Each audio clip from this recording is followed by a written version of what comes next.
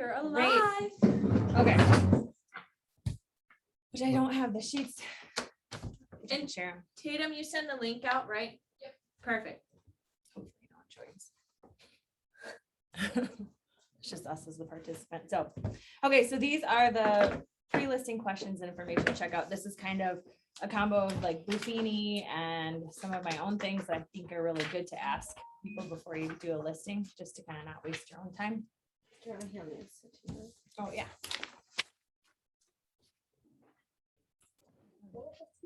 There's a stool. No, it's okay. I'm just gonna grab that pen if nobody's using it. Yeah. And you guys share, kind of just share whatever things that you've also done that you find really beneficial. I kind of am looking at this as like a brainstorm session, and then like I've already kind of started on like a layout. So the pre-listing questions and information to check out. So determining the timeline and seriousness is obviously really important right off the bat. Hopefully when you have that phone call, so you kind of can start and knowing how serious they are. Are they antsy? Are they not? Is it all about getting the money, or is it about moving? What's their why? I liked that this one was brought out, so I can make our time together more valuable. There are a few questions I'd like to ask that would really help me understand your time frame reference. Does that sound okay? Why do you want to move? Do you have a specific time frame you'd like to move by? When do you need to be in your new location? Are you purchasing a home? You know, just all these things that help you. What would you say your home is currently worth? This one feels awkward. This one has helped me so much, because I know sometimes people are like, well, you're the expert, you tell me. But I've started wording it in a way where I've said, where I've just said to them, you know, you watch your home every single day and are looking on the market with your house in mind. So do you have kind of a rough idea of what you think it's worth? And a lot of times I have my comps with me already before I say this, so that they know I'm not gonna come up with some crazy answer. I'm like, I already have my comps of what I think it's worth. What do you think it's worth? So I know if I'm gonna burst your bubble or if I'm gonna make you happy. And then they kind of like laugh and they're like, okay, this is what I think it's worth. I think it's worth whatever. And like, it's been awesome when people think it's worth 40,000 less than I do, then I'm the hero. If not, then I can prepare myself for how I present my comps and just be like, okay, so notice this, they have the garage, they have a this, you know, they're really updated. So then it'll kind of help know which comps you're going to give them and how you're going to present it. So then pull the active, unsold, and sold, and expired. And how Buffini worded it, you guys might remember, is when you do the active, you're like, this is your competition. The sold is the ones that were successful. They made it to the closing table. They're the ones that succeeded. So those are our best comps. Then the expired, they're the ones that didn't make it. They were priced too high. Something went wrong, you know, or the ones with the long days on the market would be another one that are active. What do you owe on the property? That's another good question. If you say this with confidence, people will tell you anything they'll tell you anything because they trust you. You can know their money. And then, you know, if like Tina was saying, she had a horror story where she went to closing and they found out they owed more than what they were selling it for. So it's like, it became a short sale right then. And it had to close 60 days later and it was a huge mess. So just knowing where people are at so that you can do that. Fortunately, our office has us do the seller's sheet. So that's helpful because my last office didn't. Then have them start bragging about their home. What are the special features of your home? They want to feel heard. Would you say it's outdated, modern? Have you maintained it well? So like some of these can be over the phone before you come. And that way you guys can start knowing what you're dealing with and you kind of get them to start thinking about their house and being honest. Have you maintained it well? What upgrades have you done? How's the curb appeal and landscaping? So, and then this is another one I always forget to do. Where are you moving so that I can connect you with another real estate agent? I'm like, okay, I'll help you sell your house. All right, bye. And then I'm like, well, I just missed out on a referral fee. So, yeah, don't forget that one. Okay, so then with your CMAs, practicing a ton to figure out why agents came up with their prices is really good. So you can do that with ones that have come on, because practicing your CMAs and showing them to other people is a really good way for you to know. Like with you, Tina, and I was like, my gut is screaming that is a bad price. You know, just like figuring out, okay, what do the appraisers have and what's going on, because our guts are really important too. A lot of times we'll get to a point of, especially the more we go to the tour, I feel like the tour of homes are really good for you to walk through and look at the price, think about it, and then see what would you have listed it as? And then start watching that house or figuring out how to price another house. The tour of homes has really helped me a ton to be like, man, where did they come up with this? Or, okay, I see it, or I'm really off. I thought it was more like this. And then you see it go under contract quick. And then this is about how to search for your CMAs. Search for active listings in the same neighborhood, same style, similar square footage and acreage.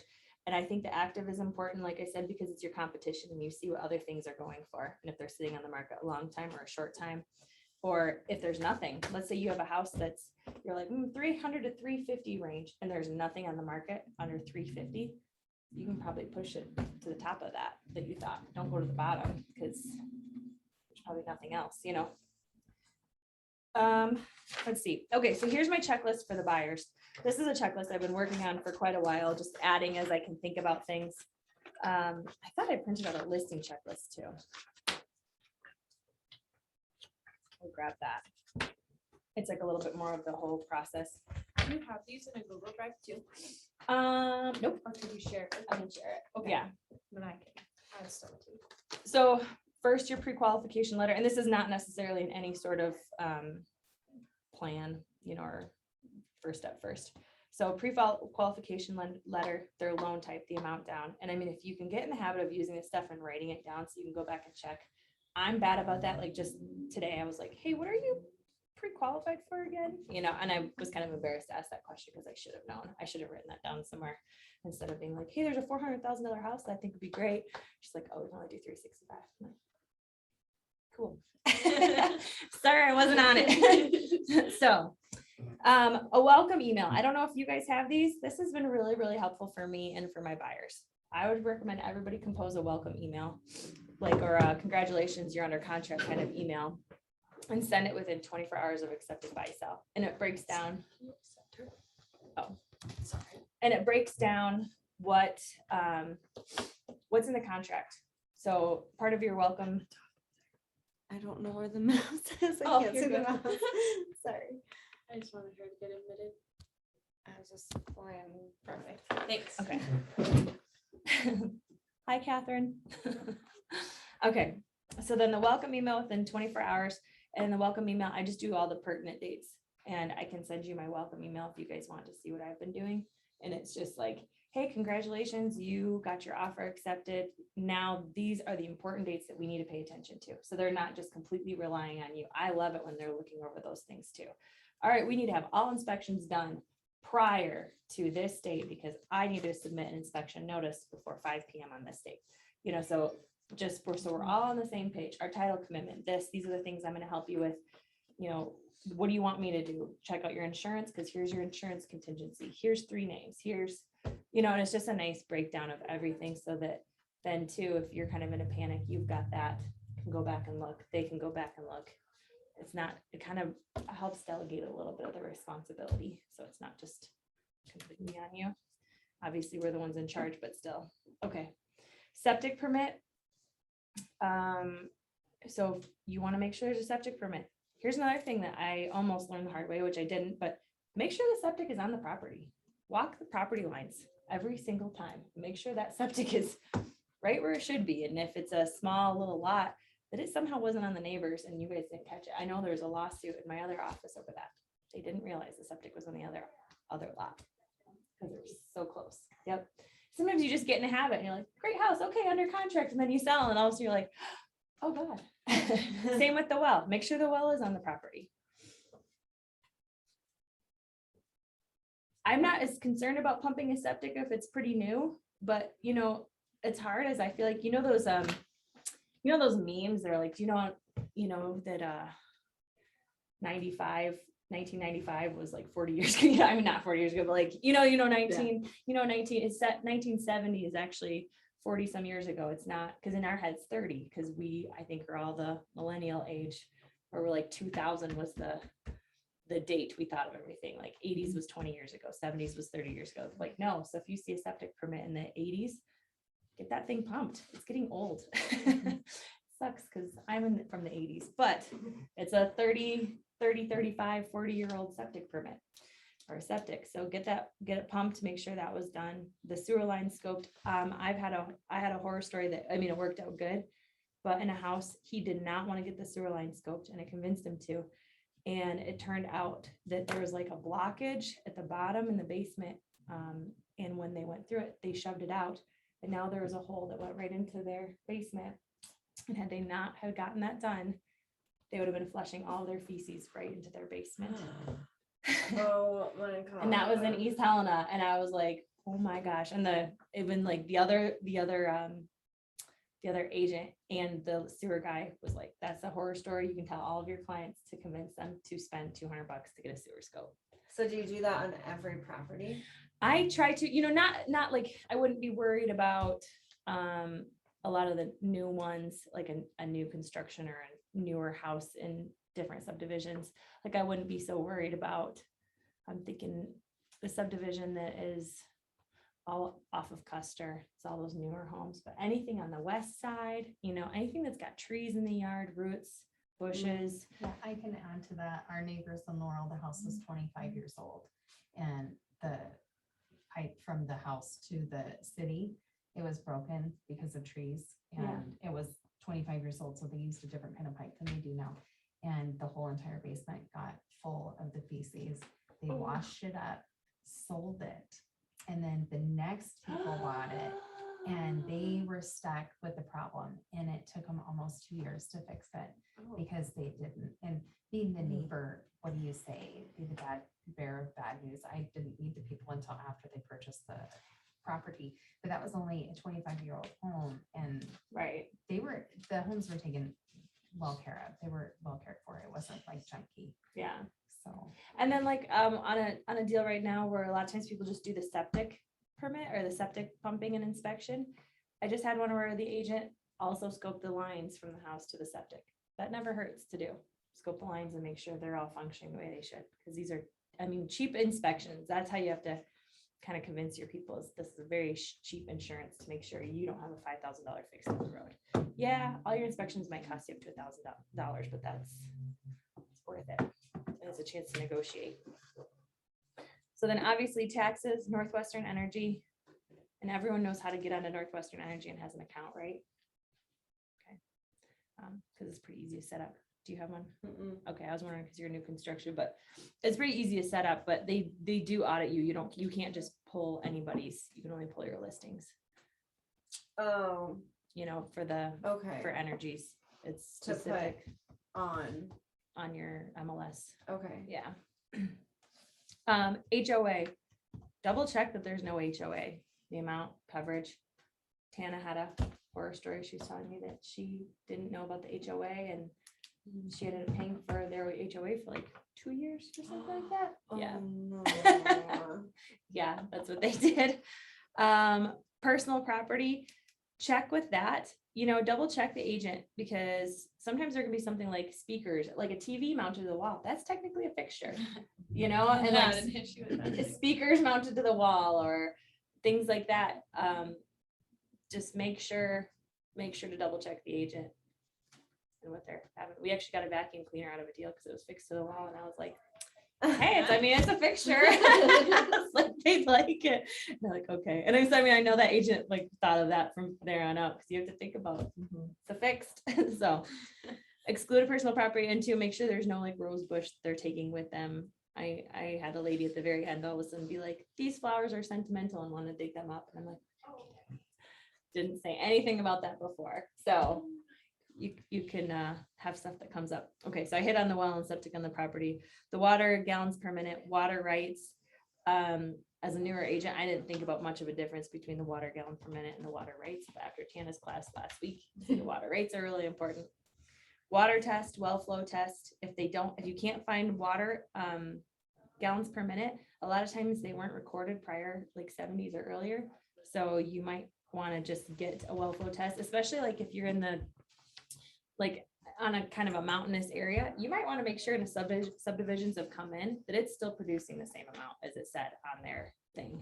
It doesn't hurt to just double check just because their water, I don't even know what I'm trying to say, what it's called, but the gallons per minute sheet, just because it says it's 12 gallons per minute, 200 feet doesn't mean it still is. It might be down to 6. And if it is, that's a big thing to know because water is a big deal. Are there any shared well agreements? Radon, meth, there's people who can do meth tests. If you have kind of a gut feeling that there's angry people in the house, that might not hurt because it's a negotiating factor. I went into a place and there was a bunch of holes in the walls and like doors. We got a meth test, tested high, and we negotiated quite a chunk off. The buyers were really happy. Fireplace chimney inspection, making sure the corner pins are located and the plat, no easements, covenants. The FEMA, always check that. I have been surprised, like that new subdivision in East Helena. I mean, there's like a little floodplain that goes right through it. And it was almost on some land that my in-laws had bought. And when I went to sell it, and it kind of nicked the corner of it, they had no clue until I went to help them sell it. And I looked it up. I'm like, oh my gosh, you're kind of in the flood zone. I hope you didn't build your house in it. So it's like flood zones can be kind of anywhere sometimes. That's an interesting one because that's like where phase 3 is of this, like phase 2 and phase 3 of this next development. And they are saying that it was like a man-made flood that caused it. That caused it. And so they're clearly trying to get it like removed by the city. Yeah. But also, a side note of if you're working with out-of-state lenders, I had our deal almost fall apart on that because it's an out-of-state VA lender that emailed my client saying it was in a flood zone and they were required flood insurance. And so then they wanted to pull out. And I was like, wait, like we need to research it. And it's very much not in there. But with an out-of-state lender, they don't know where they're looking. Right. You know, so they're just looking like in a general area, but they don't know like where your actual lot is, which is just something good to keep in mind. Yeah. That would have screwed our whole deal for no reason. Right. Right. Exactly. Yeah. And then that flood risk disclosure, that's always a good thing to do just to cover yourself. Don't forget that thing. Make sure they sign it if they are in one so that they can't later be like, I didn't know. The Helena area disclosure, I'm really bad about remembering that. There's wildfire risk area. And also on the GWIC site, there's also a risk for like seismic activity. You can kind of see how much a risk you are, your client's house is. That's What's cool. the Helena area disclosure? It's in our Google Drives, right? And we have some over there by the computer. It's like or East printer. Helena, and there's a few other, and I want to say even in the west, it covers the west because like there was testing grounds for military. Yeah, you have to read through it. Okay. It's just a whole disclosure if your people are in those areas. Just it's another CYA thing to make sure you're covered. It's on that checklist too, I think, the buyer seller checklist on there. Yeah. There's like a Helena disclosure. Yeah. Easements, of course, deed restrictions. And have you guys ever had deed restrictions come up? A lot of Never times actually dealt with one. it's mostly located on your title commitment. You should see a deed restriction, but it doesn't hurt to just double check the deed and make sure nobody missed it. There is a deed restriction on the deed. But I've had that come up before and lost the deal over it.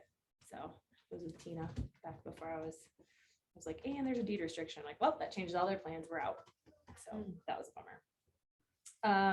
Owner's property disclosure, of course, the sight unseen disclosure, which is between you and the buyers, just to make sure you're covered. That another thing to keep in mind is the annexation in the west side of town. There are still houses over there that have septic systems and may get annexed, and that could be a $15,000 thing for your buyers down the road. So make sure if you're selling something kind of towards that west side on 12, that's towards the end of town, make sure they're not on a septic and they're actually already hooked into sewer. Quote. So it would be $15,000 to switch to city if they force them. It's to a do that. quote. Somebody like Hard Rock Excavating would give an estimate. So it could be up to 15,000. Yeah. Bird's eye or west side helicopters. I mean, I was just kind of like, let's think of all the things that I could warn somebody about. So if I make sure to go through this, I could be like, oh yeah, remember you're in the bird's eye area. You know, there's this. Another thing that wouldn't hurt, cadastral search of surrounding property, residential, commercial, BLM, landfill, quarries, gravel pits. You know, check around and just see what there is. So later, especially all these out-of-state buyers that are coming in and they're just buying, and then all of a sudden they're like, there's a gravel pit right here and you didn't tell me. That can happen. So train noise, Upper West, Lower East, water concerns, like Emerald Ridge, water concerns, Rimini. Everyone's selling out of Rimini. It's a little worrisome, and I've heard there's some water issues there. Do you guys know of anywhere else? You've heard of any water issues? Just remember as far as I know. Yeah, and then anything that I would say that's really mountainous or whatever, some of the North Valley can have issues too. Let's see. Oh yeah, new build was a survey ordered. Because most of the lenders are going to require it, and some of these out-of-state lenders don't realize that they're supposed to order it. So making sure that that was done. And then also if you have a new build and it's an FHA, VA, RD, the 10-year warranty. Make sure that either your builder has had inspections done or that they can provide that. So that's not always a hiccup at the end. Can I side note this because I'm becoming a professional in horrible VA deals? on new builds. So I recently found out that if you go with a local lender and it's a VA, they don't require the 10-year warranty. So, I mean, one more reason to push your clients to go local. Good to But know. also, so on our house that we're about to close on, we had the 3 inspections done throughout the whole building process by the city of East Helena, like inspector. And the out-of-state lender is not accepting those inspections because a few of them, like he just requested simple pictures instead of physically going there because he could see everything from the pictures.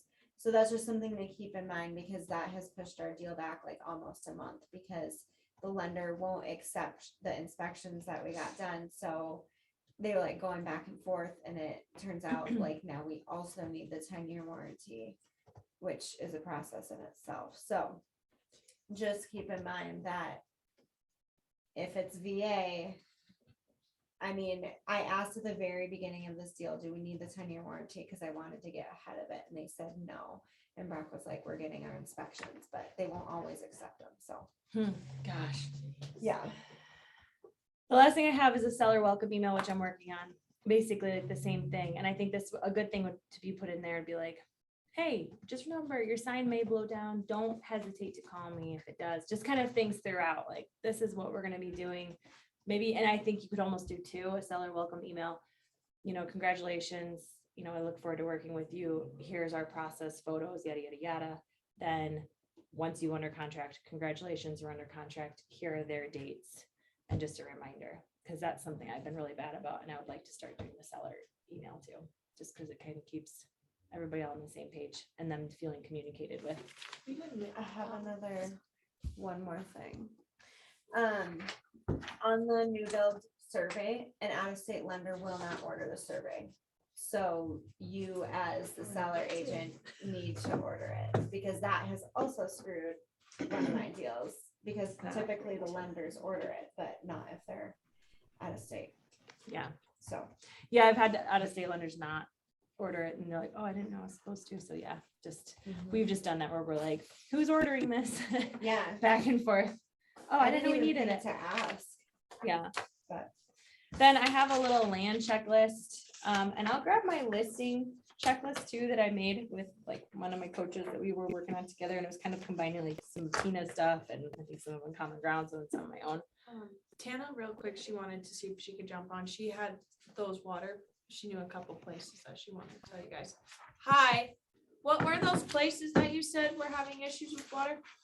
So Emerald Ridge has issues a lot because that is like an old dump site, and so the water didn't get compacted very good, and so a lot of times if it shifts underneath, then people's wells are drying up. So most of the people out there in Emerald Ridge have at least a second well, and some of them even have a third well. And they're like, But it's not water quality issues. So like up in Rimini, it was more of arsenic from the mining.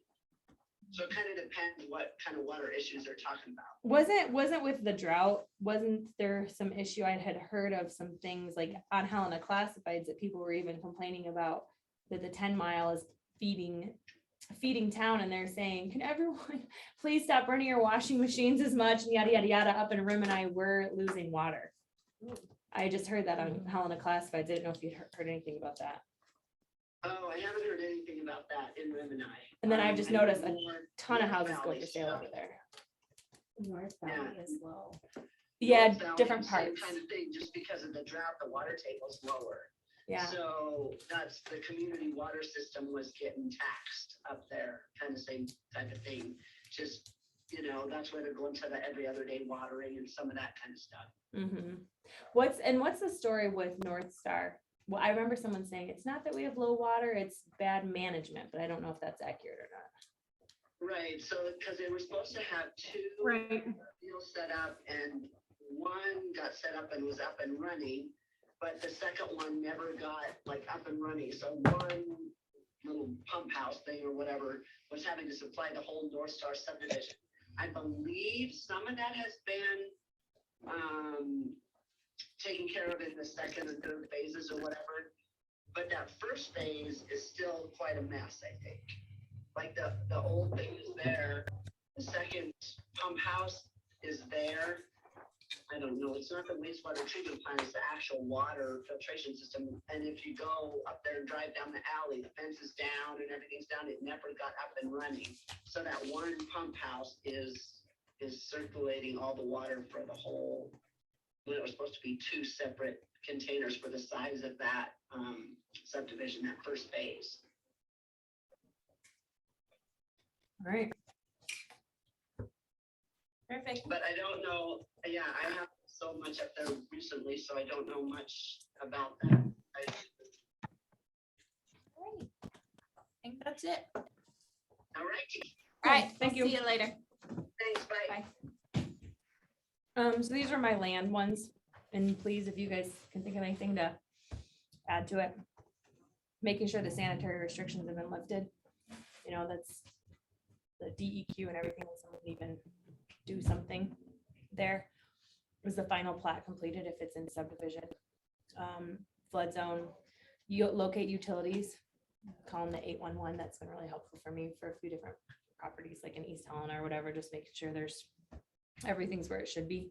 And they're good about that. And it's a free service. We'll just come over and spray everything. Different septic types that are this is basically unimproved property. So septic types that are allowed, because they vary in price a lot. What are the setbacks? Is that going to affect your buyer? The zoning, covenants, deed restrictions, easements, encroachments, access. Is there guaranteed access, like those mining claims that I was talking about? Mining claims are a really interesting thing to start digging into, and making sure if they tried to change the usage or anything, that they would still have guaranteed access. The building process for the area, the permits that are required. Is there city sewer hookup, city water hookup, average well depth in the area and cost? So just like that same GWIC, you can go and see what all the neighbors are doing. So you can kind of have an idea. And obviously there's no guarantees, because that can change. And there might not be any aquifer going right through their property. So neighbors are at 200 and they're at 400. But and then it's always good to just call and talk to a well driller about issues that are in the area. You guys have any other ones that you can think of that you'd add? Well, this land deal, mineral rights is a huge one. And so if you guys want, Expensive. I can give you the name and number of, Cassie passed it along, but it's this guy who has a company who researches mineral rights. It's $80 an hour. And he says typically he starts it typically takes about 20 hours. So you're looking at $1,600, but, Ooh. if you're really having an issue, it's worth looking into. So I don't know if you want his name and number okay, so it's Braden Burns. And his phone number is 406-461-2407. So if you ever run into it, he's the person to call, because he'll do all of the digging, because sometimes owners don't know Right. who had, this lady stopped buying them or stopped getting them 10 years ago. And from my understanding, then anyone can claim those rights, I think. Anyway. I'm not very familiar with that. Sandra, do you have any things that you especially look forward for on land? Nothing that you haven't already listed. I've got that listing checklist I thought that printed out, so I'll go grab that. Because that might be just one more thing. And it's a lot of us checklist things are, obviously it's different for a listing checklist. It's much more condensed than a buyer's because it's not like it's your job to research every last thing, but pull the septic, pull the well, pull the water rates. So I'll be right back.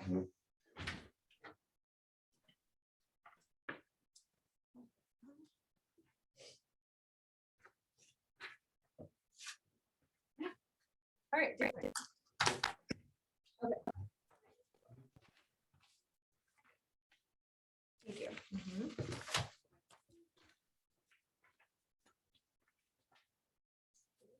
And this still needs to be modified a little bit. Like there's some redundancy on it, but. Okay, so obviously at the beginning, there's all the addresses, seller, buyer, lender. I was making this with my coach. I'm not gonna have the buyers, if I'm the seller, I'm not gonna probably have the buyer's phone and email. Lender, title company, closing. And some of this is kind of backwards. If you go back to the second page first, that's all your pre stuff that you want to be doing. Set up your photography. Get your well log, septic permits, the last time the septic was pumped, covenants, water rights, county zoning, city zoning, owner's property disclosure. And it's a huge pet peeve of mine when I find an owner's property disclosure that's not filled out at all. It's like person's owned the house for 10 years. They know things about the house. It's like, so I always really encourage people to fill those out. And just like Tino's saying, what's the neighbor going to tell you? I think that was like, and Tina Peterson has said that too. It's like, what's the neighbor going to say? So that whole feces in the basement thing, the neighbor knows that story. So like, and that's kind of how I've joked to people. It's like, could your neighbors come over and say something like, don't hide that stuff, because that's where a lawsuit happens. And so you can get people to be honest, because I have had people try to be shady about things, and I've just said, okay, listen, this is worst case scenario, this is what can happen. Whereas if we just say, okay, there was mold in the crawl space and we had to have it mitigated, you can say we never got it tested, but this is what we did for it. And then that's up to them to decide, okay, do I want to get it tested? I'm like, but if you hide that stuff and then they find out from a contractor or something, now we're in trouble. Whereas just say it, and it's amazing how not paranoid people can be, where they're like, oh, okay, I feel good about it. Any inspections that they did, if they have the radon, sometimes I forget to ask, did you get the radon when you bought it? Do you have those? That can be helpful. They're positives about the property need to fix. Here's one thing that I am now going to suggest after going through a bunch of mold stuff. Tell your sellers, ask your sellers, when's the last time you have popped your head up in the attic? Can you go do that? Make sure there isn't some horrific thing happening up there, because sometimes people don't even know that there is so much mold. I 2 different deals that I know of that it's like full of mold, and you want to get that taken care of prior, not after. Yeah, I almost always ask, when's the last time you've been in your attic? Oh, never. Well, you might want to poke up in there.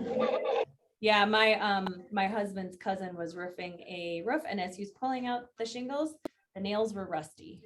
That says there's moisture in the attic. And he's like, you guys might want to go take a look up there. And I don't think they have yet. I mean, they're not listing their house, but it's like, I'm always keeping that in the back of my mind. I'm like, if they ever ask me to, that's going to be scary what we find in there. And they don't even know. They're eating dinner and it's the money pit. Yeah. Just called it. Gosh. It's not just that, but it's the health issues. Yeah. So then obviously taxes, utility bills, leases, just making sure, double check that if their propane tank is leased, water heater, whatever. Or if the property's leased,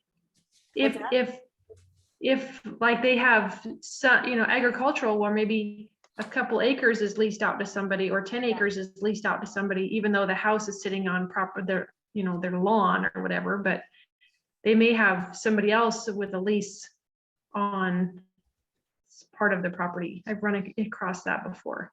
Yeah, that's a good point. Yep. So then I have a guy who does the signs for me. So it's like ordering the sign goes up. I mean, that's, before you, like basically within that 24-hour period, because we can't put a sign up before that. Sign placed, was a description written, was it all loaded, not load into MLS and then go live. make sure you're obviously, so then you go back, the listing agreement needs to be signed prior to all that stuff. So that's really important. Okay, and then it goes through, once you're under contract is the rest of that list after the listing agreement. So buy, sell, offer, accepted, and sent to lender and the title company, you know, and sometimes you just need to double check the other agent too. You know, hey, this is the lender, right? You know, something, making sure that's all being done. Earnest money to the title company, earnest money receipt, your loan application dates, inspection, disapprovals, response times, contingency. So like I said, some of these are kind of redundant. Title ordered. What's the time period that they have to review? The insurance, has the appraisal been ordered? And then those are like, if you have your seller, that goes kind of at the top before you accept the offers, reviews, and contract signed. So they're not in greatest order. But and then I think another one that I wanted to add was making sure when you have your closing date, let's say it's on the 17th, has the CD been sent out? You know, sometimes you need to check that as the listing agent. Hey, has your lender sent out the CD statement for the TRID law? Has that all been done? You know, start checking that 5 days before, seeing where things are at, because it's like sometimes everybody forgets to communicate. What else? One thing I would put on that list that I always forget, it sounds stupid, but I forget to get a key when I'm Yes. having the listing agreement signed. Yep. So a key should go with your research things, probably like order signed, signed, placed, key, spare key and lockbox. I bring the lockbox, but then I don't have a key. Yeah. What else as far as making sure the deal, final walkthrough, but that's kind of with your buyers more so than with your sellers. There's a couple other things that I was thinking of. I think I made a little list. There's stuff that wasn't in my mind.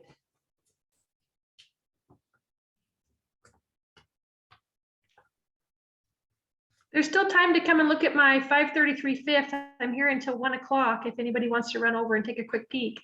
Oh, okay, cool. Oh, it's Wednesday. Okay, this is one that I put on there. So I am guilty of this. Sometimes we write up those inspection notices and just trust that the seller did everything. So I think for the buyer and the seller, are the inspection items complete? Have you made sure your seller has done all the things they agreed to? Or as a buyer's agent, have you made sure those things got done with them? You know, and that final walkthrough that got cleared. That's the benefits of a final walkthrough and not forgetting to do that as a buyer's agent. So that's my list of things that I have, a bunch of stuff, No, I like it. but So can I ask a quick question? Just because I was going over that. Is this what you were saying to do before you go live? oh yeah. And then, okay. And then, perfect. and load all of it into MLS. Okay. It just makes us look so, and honestly, the more times I've gotten more information on MLS, the easier my deals have gone.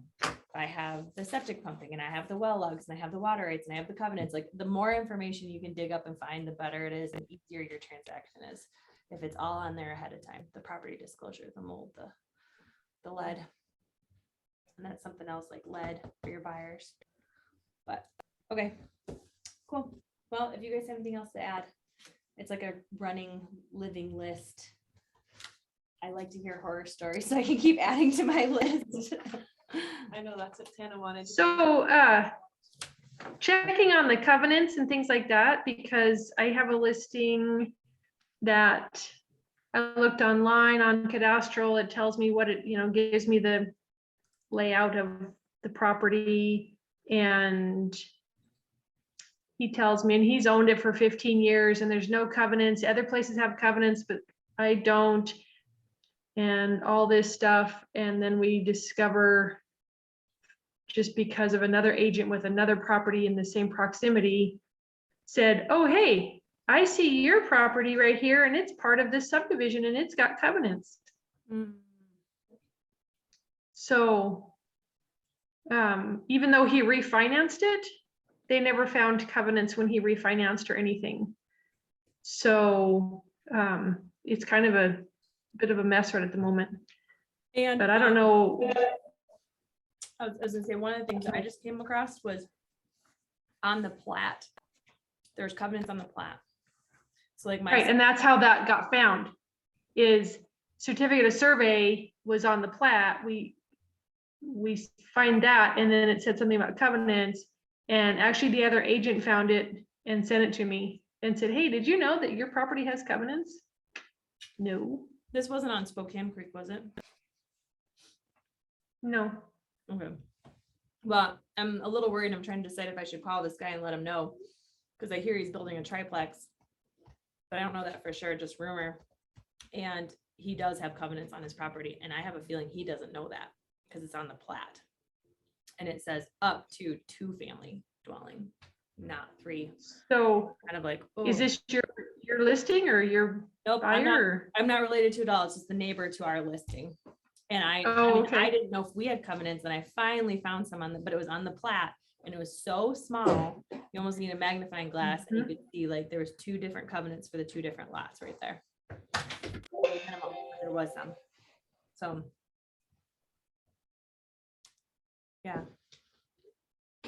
Anything else? Any horror stories you guys have had that makes you research for certain things? I really need Dana in here. She's got some good ones. I like hearing them. I know. Sorry I was late. I got busy talking to people. That's good though. How did your open house go? On Sunday? Yeah. Or today? Sunday was not bad. Just a steady flow, mostly neighbors, but Yeah.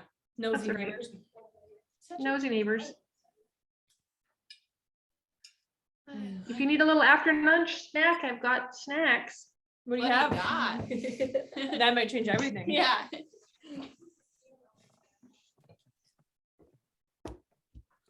Ooh. Ooh. Is it baklava? No, or just a cake. It's not, it's pumpkin bread with a really good frosting. Probably the Pumpkin, cookiest frosting. pumpkin, Yeah. pumpkin something. Yeah. So here, I'll just give you a quick tour of this house because it's so pretty. There's this little, I gotta figure out where you are. Okay, this little nook at the front window. Since you guys are gonna come over here, I'm gonna make you look at it anyway. It is cute. And beautiful woodwork, beautiful doors. There's that. But look at how pretty this house is. It is pretty cute. Those windows are new windows, but then they kept the letting as just a hanging piece in front of the windows. So you still have the charm, but you have the nice new windows. That's a good idea. I like that. Yeah. And beautiful dining room, beautiful staircase. I'm gonna sneak into the kitchen and then I'll let you go. I won't make you go to the whole house. Oh, I like that. Beautiful kitchen. Great neighborhood. Oh, here's a fun Cute. That's 8-foot cute. tub. There we go. Very cute. Nice woodwork. That was a couple people commented on how nice that nobody painted over the woodwork in his house. So it's really beautiful. Yeah. All right, bring me a fire. All right. Yeah. Hey, is there any chance it could be a duplex or no? Like, could someone live in the basement or is it just, no? Basement's unfinished. It's just a mechanical and laundry and storage. There is hookups on the main level if you want laundry on the main level though. Cool. But no, no duplex. 5th Street, right, Sandra? 5th, 533 5th. 533 5th. Cool. All right. Well, thanks. Have fun. I'll be back to the office in a few minutes. Okay, see ya. We'll see you guys. Thanks, Janet.